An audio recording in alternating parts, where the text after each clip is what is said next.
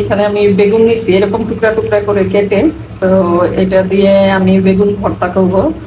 আমাদের সেই বেগুন ভর্তাটা মানে রোজার মধ্যে ইফতারির পরে যদি মানে অল্প ভাত খেতে চাইলে এটা আমাদের একদম কমন একটা আইটেম। এটা আমরা শুটকি দিয়ে বেগুন দিয়ে ভর্তা করি, তারপর রসুন দিলাম। যেহেতু শুটকি এই জন্য এখানে রসুন মাস্ট। আর অল্প পানি, অল্প লবণ, সিদ্ধতে বসাইলাম। এটা এখন ডেকে দিব।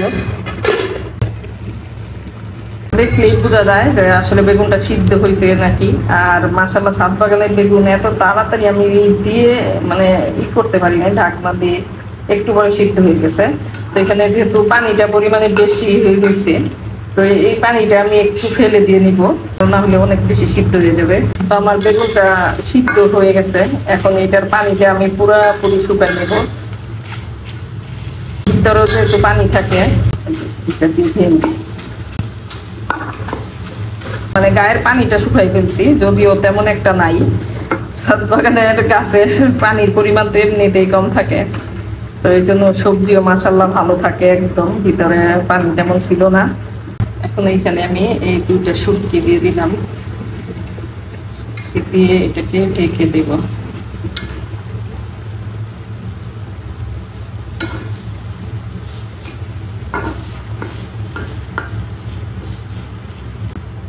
শুটকি যেহেতু তাড়াতাড়ি সিদ্ধ হয়ে যায়, চাপা শুটকি, এটা এখন একটু কিছুক্ষণ এইভাবেই ঢেকে রাখবো।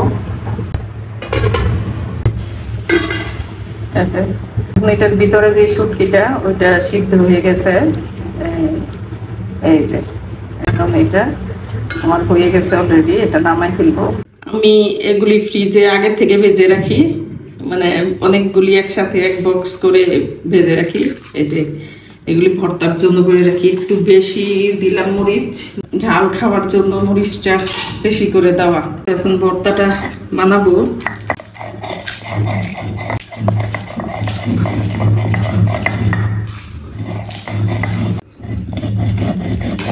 এই যে শুটকি, এইখানে শুটকি একদম নরম হয়ে গেছে।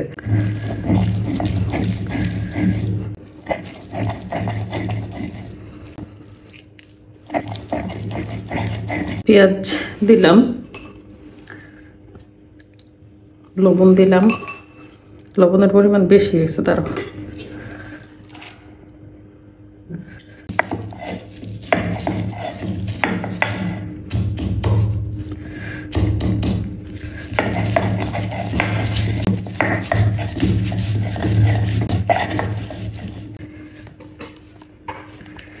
এই তো বেগুন ভর্তাটা হয়ে গেছে। তো এই বেগুন ভর্তাটা আমাদের অনেক প্রিয়, মানে আমাদের ফ্যামিলি তো খুবই প্রিয়।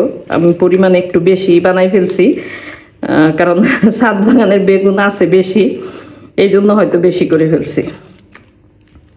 তো এটা খুবই মজার ভর্তা। আমি যখন ভিডিওটা আপলোড দিব ঠিক ওই টাইমেই আমরা সন্ধ্যার মানে খাবারটা আর কি অল্প ভাত খাই। আর এই ভর্তাটা হয়েছে আমাদের জন্য কমন, এটা থাকবেই মাস্ট।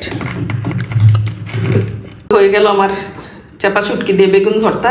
এটা আমাদের মানে রমজানে ইফতারির পরের যে খাবারটা হয়, মানে অল্প ভাত খাই শুধু ভর্তা দিয়ে, এবং এটা এই ভর্তাটা এটা মাস্ট থাকবে। তো খুবই মজা লাগে, আপনারা করে খাবেন ইনশাল্লাহ এই রমজানে। তো সবাই ভালো থাকেন, সুস্থ থাকেন, আল্লাহ হাফেজ।